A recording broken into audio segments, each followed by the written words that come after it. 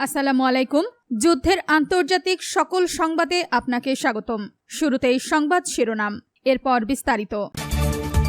ইরানের হামলায় নিহত হলে কি করতে হবে মার্কিন বাহিনীকে, জানালেন ট্রাম্প।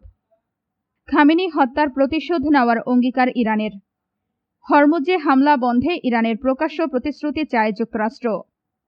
যুক্তরাষ্ট্র ইসরায়েল চালায়নি, ইরানে হামলা চালালো কে? আপনি যদি ইসরায়েলের ধ্বংস চান এবং মুসলিমদের পাশে থাকেন তাহলে ভিডিওতে লাইক করে চ্যানেলটি সাবস্ক্রাইব করে দিবেন।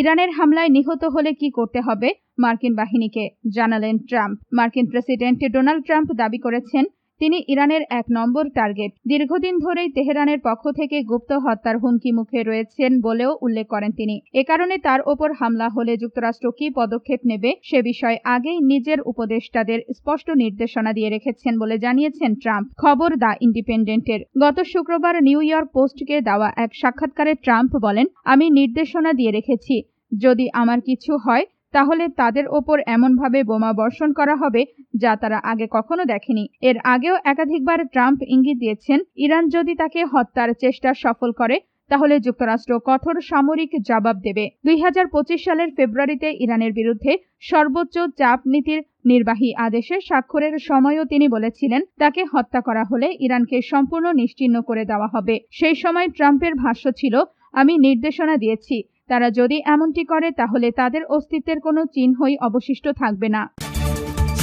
খামেনি হত্যার প্রতিশোধ নেওয়ার অঙ্গীকার ইরানের। ইরানের ইসলামী বিপ্লবী গার্ড কর্পসের IRGC এর শীর্ষ commander brigadier general Ahmad Vahidi দেশটির সাবেক সর্বোচ্চ নেতা আয়াতুল্লাহ আলী খামেনিকে হত্যার কঠিন প্রতিশোধ নেওয়ার অঙ্গীকার ব্যক্ত করেছেন।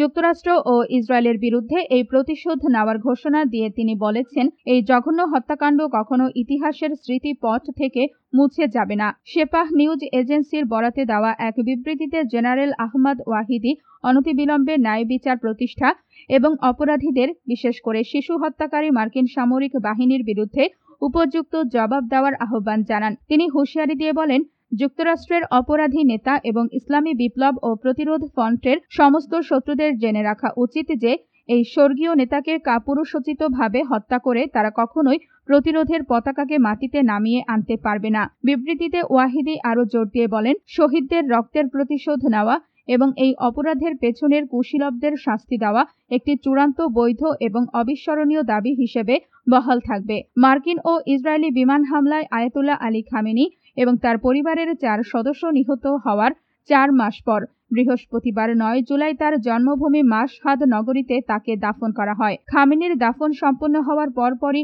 IRGC প্রধানের কাছ থেকে এই কঠোর প্রতিশোধের বার্তাটি এলো। হরমুজে হামলা বন্ধে ইরানের প্রকাশ্য প্রতিশ্রুতি চায় যুক্তরাষ্ট্র।